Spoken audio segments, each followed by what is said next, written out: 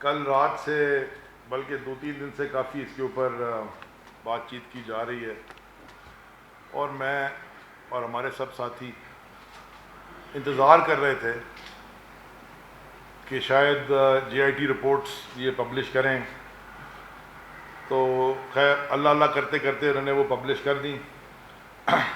میں 2-3 باتیں آپ سے کہنا چاہتا ہوں چھوٹی سی، اس کے بعد میں اس پہ جے آئی ٹی پہ بھی آؤں۔ اور شبلی بھائی نے جو بات کی ہے کہ ہم پالیٹکس میں کیوں ہیں، یا ہماری جماعت کا موقف کیا ہے، ہمارا مینڈیٹ کیا رہا ہے۔ دیکھیں، اس ملک میں یا دنیا بھر میں جو جو تہذیبی یافتہ ممالک ہوتے ہیں، جو جمہوریت جن میں کئی سال پل پھول گئی ہے اور پکی ہو گئی ہے، وہاں پالیٹکس ڈسکشن ہوتی ہے رائٹ اور رانگ کی، رائٹ اور لیفٹ کی، کہ وہ رائٹ ونگ ہے، وہ لیفٹ ونگ ہے۔ پاکستان میں جو پالیٹکس اس وقت ہے وہ رائٹ اور رانگ کی ہے، صحیح کیا ہے اور غلط کیا ہے۔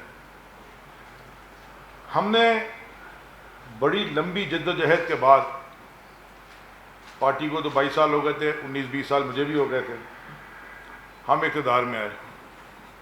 اب اقتدار میں آ کے پرائم منسٹر عمران خان صاحب نے یہ سمجھا کہ ہم وزیر بننے کے قابل ہیں، وزیر بھی بن گئے۔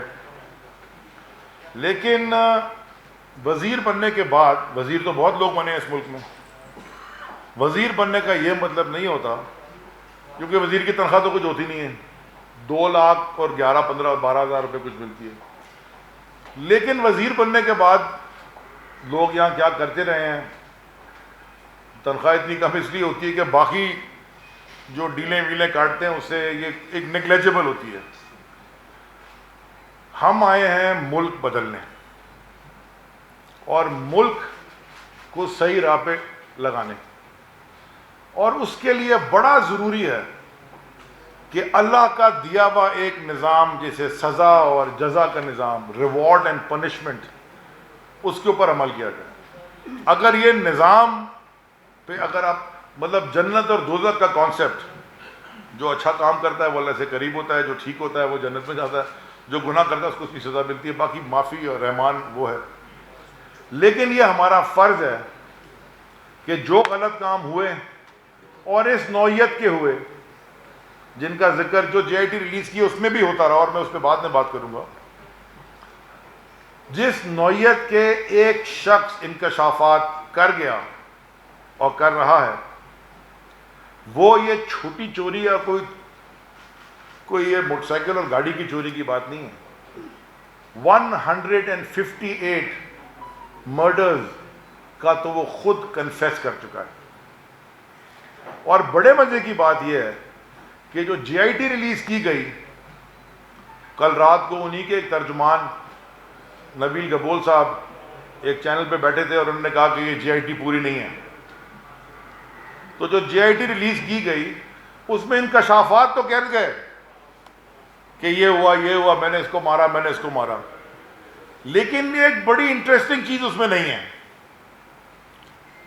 وہ اس میں کیا نہیں ہے کہ کس کے کہنے پہ کیا اور بینیفیکٹر کون تھا۔ اس کے اندر یہ کوئی پاگل آدمی ہے کہ اٹھ گیا، اٹھا کے کسی کو گولی مار دی، کسی کو مار کے نالی میں پھینک دیا اور گینگ بنا لی، اور گورنمنٹ کی پروٹیکشن کے بغیر اتنے بڑے بڑے کام ہو گئے۔ میں آپ کو کچھ تاریخی شواہد کے بعد بتاؤں گا، اور کچھ ڈاکیومنٹس بھی آج ریلیز کروں گا، اس میں سے ایک آدھ تو ہو گیا ہے، لیکن جو میں آپ کو بتاؤں گا ریلیز کروں گا، اور اس کے بعد پھر میں اگلا رائے عمل بھی آپ کو بتا کے اٹھیں گے ہم یہاں سے کہ اب ہم کرنے کیا جا رہے ہیں۔ میں چاہتا ہوں کہ ایک ویڈیو ہے 3-3.5 منٹ کی، یہ وہ نوٹیفیکیشن ہے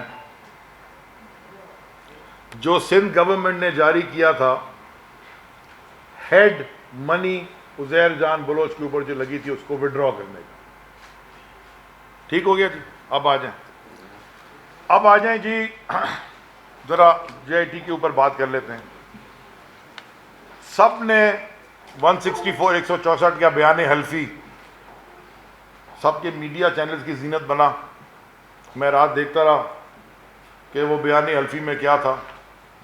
میں صرف آپ کو 2 لائنیں پڑھ کے بتانے لگا ہوں بیان حلفی کے. یہ جو بیان حلفی آپ سب کے پاس ہے, پیج نمبر 7 میں عزیر بلوچ صاحب فرماتے ہیں, سینیٹر یوسف بلوچ کے کہنے پر, سینیٹر یوسف بلوچ کے کہنے پر وزیر اعلیٰ سندھ قائم علی شاہ اور فریال تالپور سے ملا,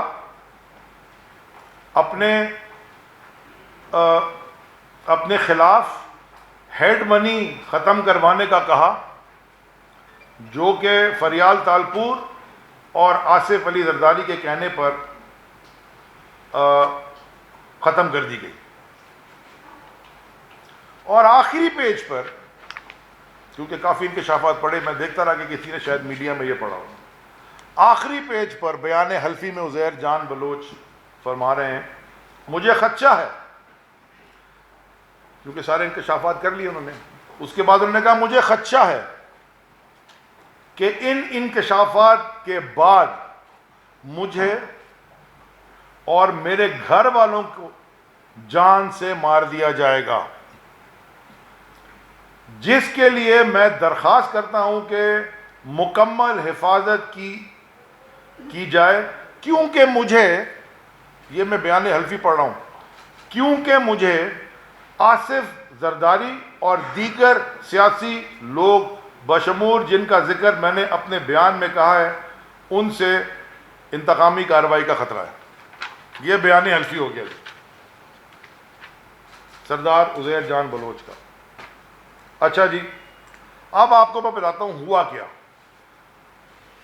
ہوا یہ, سب سے پہلے میں یہ بلدیہ فیکٹری کی جے آئی ٹی جو انہوں نے ریلیز کی ہے, بلدیہ فیکٹری کی جے آئی ٹی جو کل حکومت سندھ نے اپنی ویب سائٹ پہ بڑی مشکل سے ریلیز کر دی, وہ جے آئی ٹی میں جو انکشافات ہیں جن جن کے نام ہیں آپ کو پتہ ہے, لیکن آخری جو پیج ہے جس پہ Sindh police, deputy director I S I, director I B Karachi, additional director F I A, M I اور ایس ایس پی ایسٹ اور پاکستان رینجرز اور ڈی آئی جی پولیس اور D I G C I A Sindh, سب کے دستخط ہیں.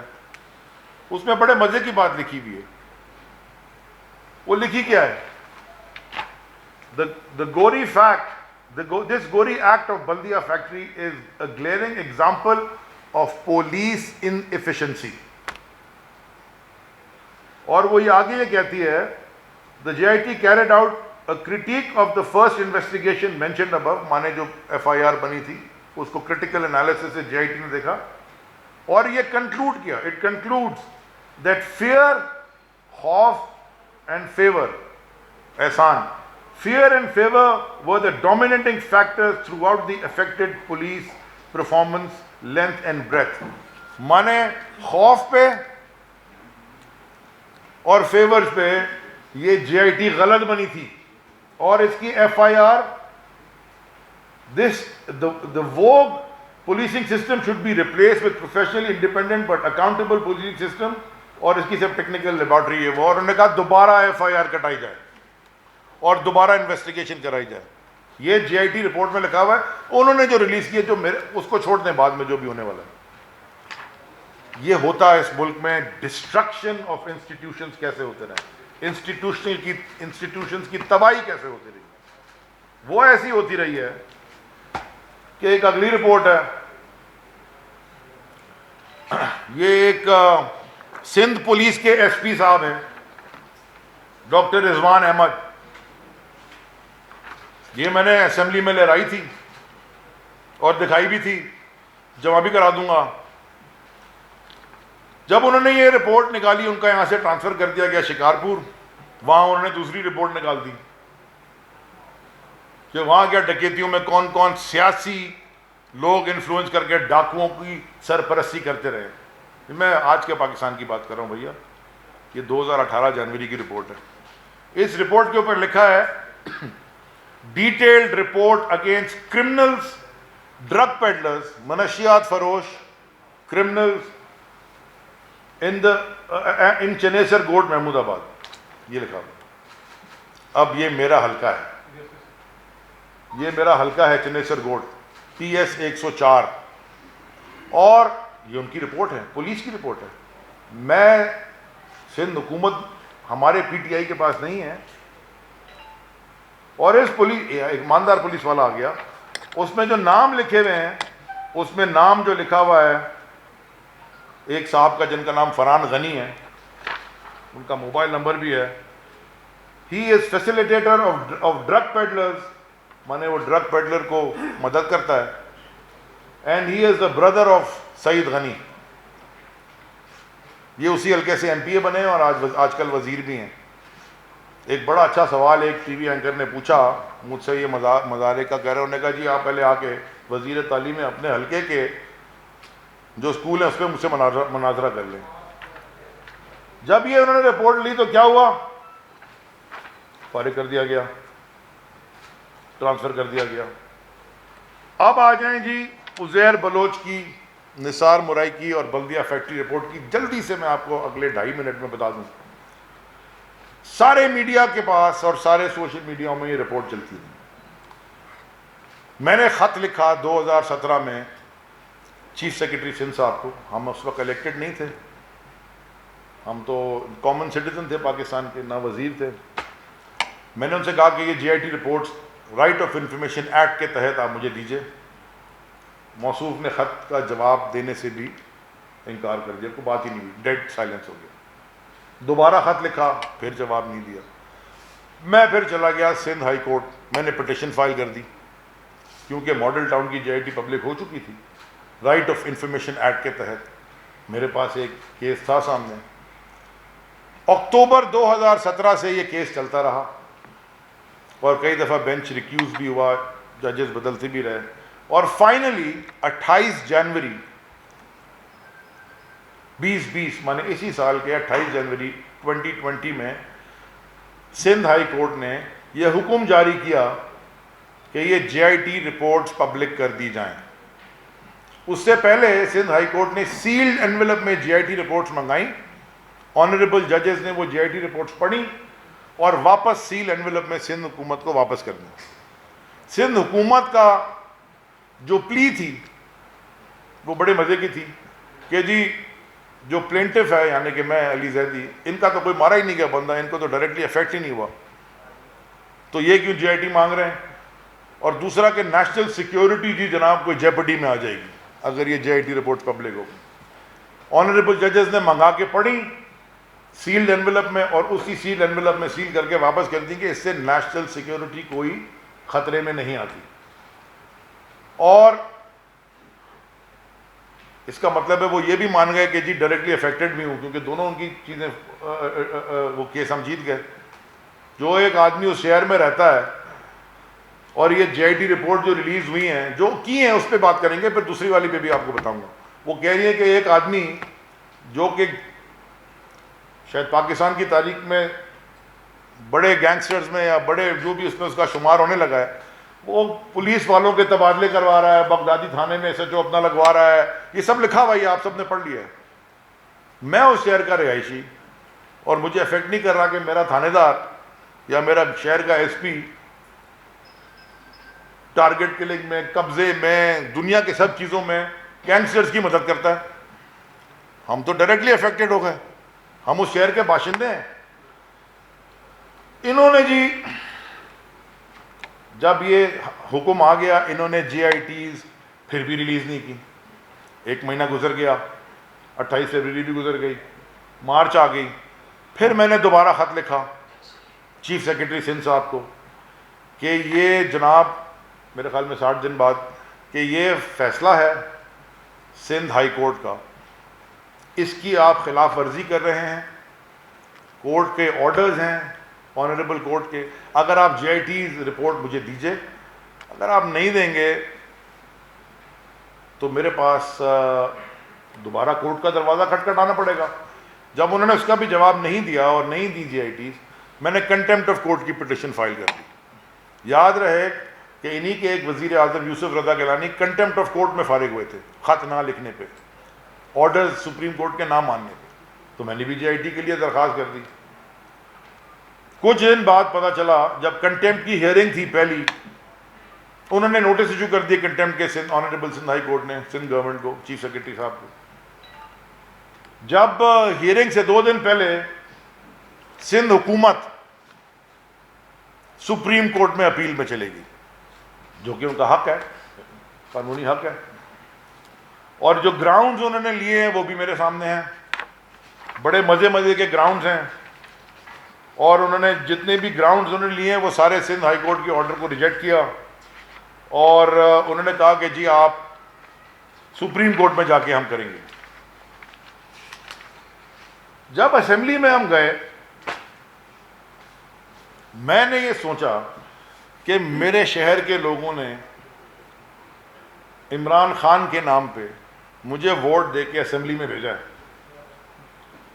اور جب اسمبلی میں بھیجا ہے تو ان کی رہنما ان کو ریپرزینٹ کرنے کے لیے بھیجا ہے. تو میں نے یہ کہا کہ یہ بات ایسے ختم نہیں ہوگی، اس کو نیشنل اسمبلی کے فلور پہ میں ڈسکس کرنا چاہتا ہوں کہ وہ جو میرے ساتھ وہ دوسری طرف بیٹھ کے بجٹ کے اوپر تقریریں کر رہے ہیں،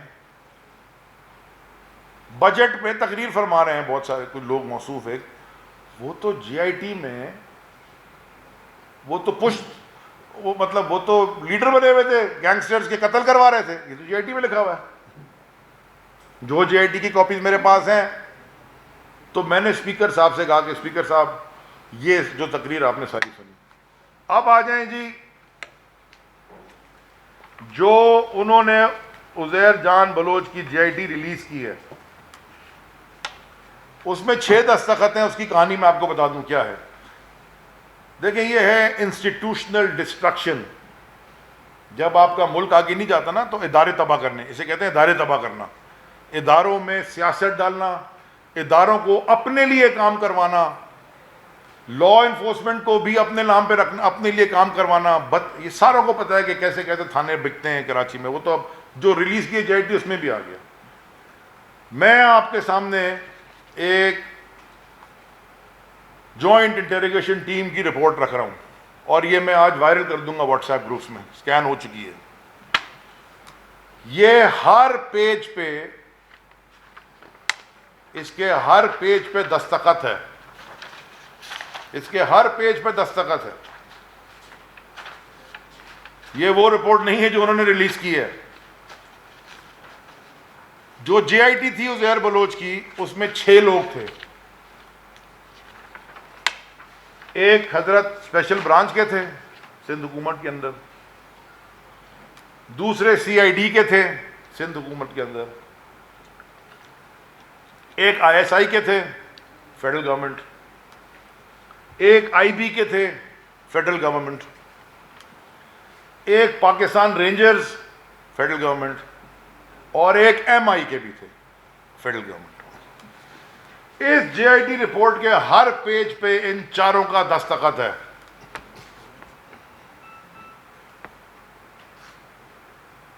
کس کا دستخط نہیں ہے؟ جو سندھ حکومت کے انڈر تھا. اور میں آپ کو پہلے بتا چکا ہوں کہ بلدیہ فیکٹری میں کیا لکھا ہے انہوں نے، کہ پولیس کو کیسے تباہ کیا گیا. اصل میں ہوا کیا؟ ہوا یہ کہ جے آئی ٹی رپورٹ بنی، اور جے آئی ٹی رپورٹ میں بڑے سارے انکشافات تھے، اور وہ جتنی باتیں میں نے اسمبلی کے فلور پہ کی تھیں وہ سب اس میں تھیں اور ہیں.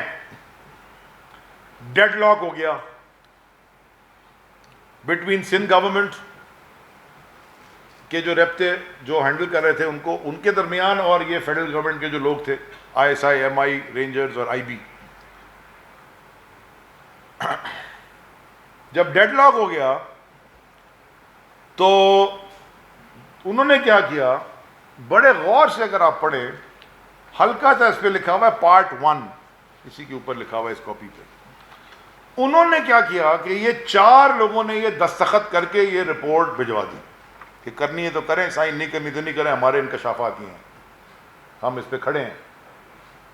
تو پوچھے گا نا M I, I S I, Rangers, I B سے کہ بھائی صاحب یہ آپ کے سگنیچرز ہیں اس ڈاکیومنٹ پہ، وہی والے دستخط ہیں جو رپورٹ انہوں نے ریلیز کی ہے اس میں بھی وہی دستخط ہیں انہی لوگوں کے, وہی لوگ, وہی نام, سارا کچھ وہی. تو اب اس میں اور اس میں فرق کیا ہے؟ بڑے لمبے لمبے فرق ہیں, لیکن میں آپ کو بریفلی بتا دیتا ہوں. جو رپورٹ انہوں نے ریلیز کی ہے وہ ہے بڑی ڈیٹیل بنا کے 35 پیجز کی. جو اوریجنل رپورٹ بنی تھی, اوریجنل رپورٹ جس پہ کسی نے بھی سائن نہیں کی, جس پہ ڈیڈ لاک ہوا تھا, وہ ہے 43 پیجز کی, وہ بھی رکھی ہوئی ہے. ہاں اس پہ کسی کا دستخط نہیں ہے, نہیں مانتے, یہ رکھی ہوئی ہے, فلوٹ کر دوں گا, اس پہ سائن نہیں ہے, رکھ دیں. لیکن جس پہ 4 آدمی کا سائن ہے اور ایک دوسری جس پہ 6 آدمی کا سائن ہے, اس میں فرق کیا ہے؟ بڑے مزے کا فرق ہے. میں آپ کو ایک ہی سنا دیتا ہوں, آپ کو سمجھ آ جائے گی. اس رپورٹ میں جس میں 4 آدمی کا دستخط ہے, فرینڈز کے نام لکھے ہوئے ہیں. پہلے 6 نام, جس میں سے ایک نام ڈاکٹر ذوالفقار مرزا کا بھی ہے, فریال تالپور صاحبہ کا بھی ہے, عبد القادر پٹیل صاحب کا بھی ہے, ڈاکٹر نثار مورائی کا بھی ہے, سینیٹر یوسف بلوچ کا بھی ہے, اور شرجیل میمن کا بھی ہے. یہ 6 نام لکھے ہوئے ہیں, 4 آدمی نے سائن کیا ہوا ہے. اور جو ریلیز کری رپورٹ انہوں نے, اس میں جو فرینڈز ہیں, اس فرینڈز میں نام ہی شروع ہوتے ہیں تو وہ شروع کے 6 نکالے ہوئے ہیں جن کے نام ہیں. وہ شروع ہوتے ہیں حبیب جان اور حبیب حسن اور سیف علی خان جو ان کی وکیل بھی ہیں, ان سے. وہ 6 نام اس میں نہیں. اسے کہتے ہیں جو کل رات کو نبیل گبول صاحب ٹی وی پہ کہہ رہے تھے کہ اس رپورٹ میں مسنگ چیزیں ہیں, اس لیے سائن کر دی تھی ان دونوں نے. جی شرجیل میمن صاحب کا نام بھی ہے, اور ان کو یہ لکھا ہوا ہے اس رپورٹ میں کہ ان کو یہ کہا گیا, کیونکہ وہ تو چھوڑ کے چلے گئے تھے ذوالفقار مرزا 2011 میں, یہ تو 2013 کی میں آپ کو ویڈیو دکھا رہا ہوں, ٹکٹ بانٹ رہے ہیں اور حلف لے رہے ہیں, اور 2013 میں واپس لیا گیا ہیڈ منی. وہ تو چلے گئے تھے نا, وہ تو سب کچھ انکشاف کر کے چلے گئے, زندگی کو اپنی داؤ پہ لگا کے. ایک ہی میں آپ کو ایگزامپل, بہت سارے ایگزامپل ایسے ہیں, جب میں یہ ریلیز کروں گا اور آج کروں گا انشاءاللہ تو آپ کو سارا پتہ چل جائے گا. یہ جو پولیٹیکل ایفیلیشن ہے اس میں, اس رپورٹ میں جو 4 نے سائن کی ہیں وہ اس میں ہے ہی نہیں. اس رپورٹ میں جو انہوں نے سائن کی اس میں ہے ہی نہیں, لکھا ہی نہیں ہے. صرف ایک آ جائیں اگلے پہ, یہاں پہ ہے نمبر, ایک منٹ, نمبر 15 ادھر بھی ہے, نمبر 15 ادھر بھی ہے. فرق صاف ظاہر ہے, اشتہار آتا ہے نا ٹی وی, فرق صاف ظاہر ہے. میں آپ کو بتاتا ہوں جو رپورٹ انہوں نے ریلیز کی ہے اس میں لکھا ہے, انگریزی میں پڑھ دیتا ہوں, ترجمہ آپ کو بتا دوں گا. Accused confessed murder of Jalil through Jabbar Langda and Baba Ladla. مانے عزیر بلوچ نے کنفیس کیا کہ میں نے ایک جلیل کو مارا جو کہ رزاق کمانڈو کا, murder of Jalil brother of Razzaq commando, Jalil کو مارا جبار لگڑا اور بابا لاڈلا جو فیمس تھا اس کے 2010-11 میں, and informed that the dead body was accordingly disposed to an unknown place by his gangsters, کہ اس کی جو لاش تھی وہ ایک undisclosed میں ہم نے کہیں پھینک دی جاتی. یہ ریلیز جو انہوں نے کی ہے وہ ہے. لیکن جس پہ ISI, MI, رینجرز اور IB کا دستخط ہے وہ اسی کو کیا کہتی ہے, مرڈر آف رزاق کمانڈو. میں پڑھ رہا ہوں آپ کے سامنے. وہ کہتی ہے accused disclosed that in 2011 Qadir Patel of PPP tasked, task کا کیا مطلب ہوتا ہے, آپ اپنے سب آرڈینیٹ کو ٹاسک کرتے ہیں نا کہ جاؤ وہ میرے لیے گاڑی میں پیٹرول ڈال کے لے آؤ, یہ ٹاسک ہوتی ہے, ذمہ داری سونپی. Thank you. انہوں نے کہا, وہ یہ کہتا ہے accused disclosed that in the year 2011 Qadir Patel of PPP tasked the accused to kill Razak Commando as he had murdered Idi Amin, coordinator of Qadir Patel. وہ سارا نکال دیا اس میں سے, صرف یہ لکھ دیا کہ جی میں مار کے, بھائی کیوں مار کے پھینکا ہے تم روڈ پہ چلتے ہوئے آدمی کو, مجھے کیا پتا کیوں مارا. اس میں لکھا ہے کہ کیوں مارا اور کس کے کہنے پہ مارا. آگے کیا کہتی ہے, ان دا ایئر 2011 2011 میں جبار لنگڑا اور بابا لاڈلا کڈنیپ جلیل فرام عمر لین لیاری. یہ وہی اسی کا واقعہ پڑھ رہا ہوں. اور پھر informed the accused who in turn told Qadir Patel of such kidnapping, کہ اس نے پھر فون کر کے بتایا کہ جی قادر پٹیل کو اٹھا لیا ہم نے. On which Qadir Patel of PPP directed the accused to kill Jalil, brother of Razak Commando. اور پھر قادر پٹیل کے کہنے پہ انہوں نے کو مار دیا. یہ وہ ڈسکلوز کر چکا ہے, اور بیان حلفی میں بھی اسی طرح کی ساری باتیں وہ کر چکا ہے, 164 کا جو بیان ہے.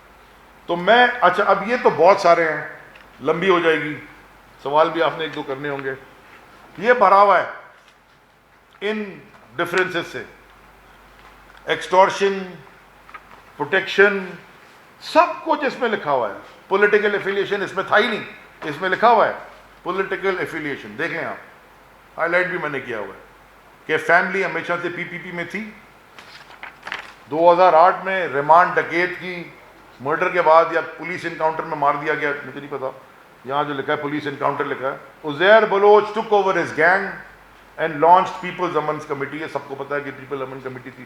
ابھی صدر صاحب جو تھے پچھلے وہ ایکسیپٹ بھی کر رہے تھے کہ تھی, لیکن ہماری نہیں تھی. انصاف امن کمیٹی نہیں تھی, پیپلز امن کمیٹی تھی. ہاں, اور پیپلز اور لیگ بھی نہیں تھی کوئی اس میں. which under the grave he continued his criminal activities in gang and Liari war. Arshad Pappu اور غفار زکری دوسرا جو گروپ تھا وہ زمانے میں, اس کے خلاف یہ کرتا گیا, کیونکہ اس نے یہ بھی انکشاف کیا ہے کہ ارشد پپو نے اس کے والد کو مار کے, جو ٹرانسپورٹر تھے, اس کے سر کاٹ کے پھینک دیا. تو میں پاکستان کی بات کر رہا ہوں, یہ میں پرانے زمانے کی جو آپ دیکھ رہے ہیں آج کل, میں اس کی بات نہیں کر رہا 800-900 سال پہلے یہ کام ہوتے تھے. یہ آپ کے پاکستان کی, یہ میں میکسیکو کی بات نہیں کر رہا, یہ میرے اور آپ کے پاکستان کی بات کر رہا ہوں, اور میں اپنے شہر کی بات کر رہا ہوں. سر کاٹ کے پھینک دیا. عزیر بلوچ نے جو ریمانڈ ڈکیت کی گینگ جوائن کر لی, ریمانڈ ڈکیت کے انکاؤنٹر کے بعد سارا اس کے پاس آ گیا. اور یہ صاف صاف اس میں لکھا ہے کہ on the instructions of P P P leadership. یہ بھی لکھا ہے کہ قادر پٹیل, سینیٹر یوسف بلوچ, نثار مورائی, عزیر مظفر ٹپی, ذوالفقار مرزا صاحب کا بھی نام ہے, were key figures in P P P who supported Uzair Baloch. یہ بھی لکھا ہے کہ ذوالفقار مرزا صاحب کے استعفے کے بعد جب معاملات بگڑ گئے تو شرجیل میمن اور عزیر مظفر ٹپی سارے کام مجھ سے کرواتے رہے. یہ لکھا ہے اس میں, یہ اس نے کنفیس کیا ہے. اور 2013 الیکشن سے پہلے پھر پارٹی کے ٹکٹ جو تھی وہ میں نے آپ کو دکھا دی. سی سی پی او کراچی بھی involved, S S Ps involved, اور یہ سب میں جو ہے. مجھے ذرا کوئی یہ سمجھا دے کہ کوئی تھانے دار, میں فیڈرل منسٹر بن گیا ہوں, میں تو کوئی ایک تھانے دار آج تک نہیں چینج کرا سکا. میں تو کسی کو نہیں جا کے پرائم منسٹر کو کہا یا ہوم منسٹر کو کہا, کسی کو بھی. پنجاب میں تمہاری حکومت کے بھائی یہ تھانے والا جو ہے یہ والا لگا دو, ان کا کام ہے وہ کر رہے ہیں. اور ایک گینگسٹر جو خود ریلیز کر رہے ہیں وہ جی آئی ٹی, وہ ایکسیپٹ کر رہے ہیں. اور اس میں بھی لکھا ہوا ہے جو انہوں نے ریلیز کیے جو لوگوں کے قتل کہ میں بدلواتا رہا ہوں پولیس والے تھانے دار. پھر یہ آگے کہتے ہیں کہ ہمارا اس سے کوئی تعلق ہی نہیں ہے. اب آخر میں نیکسٹ اسٹیپ بڑا امپورٹنٹ ہے جی, کیونکہ انہوں نے بڑی باتیں کی ہیں کہ کوئی پریولیج موشن کریں گے, بسم اللہ. 62 63 میں میرے خلاف کورٹ میں جائیں گے, بسم اللہ. وہ ایک شعر ہے, میں سناتے جاؤں, شبلی صاحب آپ کے ہوتے ہوئے شعر سنانا, لیکن میں سناتے جاتا ہوں, پھر میں آپ کو اسٹیپ بتا دوں کہ وہ بشر جہاں اس بشر انسان بشر جہاں میں خدا بھی بنا اور نبی بھی بنا. بھئی کسی نے خدائی کے دعوے کیے, فرعون نے بولا میں خدا بن گیا ہوں معاذ اللہ. کوئی نبوت کے دعوے کرتا رہا کہ یہ بشر جہاں میں خدا بھی بنا اور نبی بھی بنا, حسین بن کے دکھائے کوئی تو میں جانوں. بڑا مشکل ہوتا ہے. مجھے اس کا کوئی فکر نہیں ہے کہ تم 62 پہ جا کے 63 جو 62 لگاؤ میرے پہ, ضرور جاؤ اور پریولیج موشن ضرور موو کرو، جو مرضی کرنا کرو، جو لیگل اختیار ہے آپ کا آپ کریں. میں آج جو آخری بات آپ سے کرنے لگا ہوں کہ آج میں directly as federal minister elected from MNA from Karachi of Pakistan Tehreek-e-Insaf and a die-hard follower of Imran Khan, جس نے مجھے امید دی ہے مجھ جیسے ایک نارمل آدمی کو جو بالکل کوئی سیاست 20 سال کی جدوجہد کے بعد میں یہاں پہنچا ہوں، یہ سب داؤ پہ لگا دو، مجھے کوئی فرق نہیں پڑتا. میں کل وزیر نہیں ہوں، پہلے وزیر نہیں تھا، یہ سب والدین کی دعا ہے. میں آج اپیل کرنے لگا ہوں،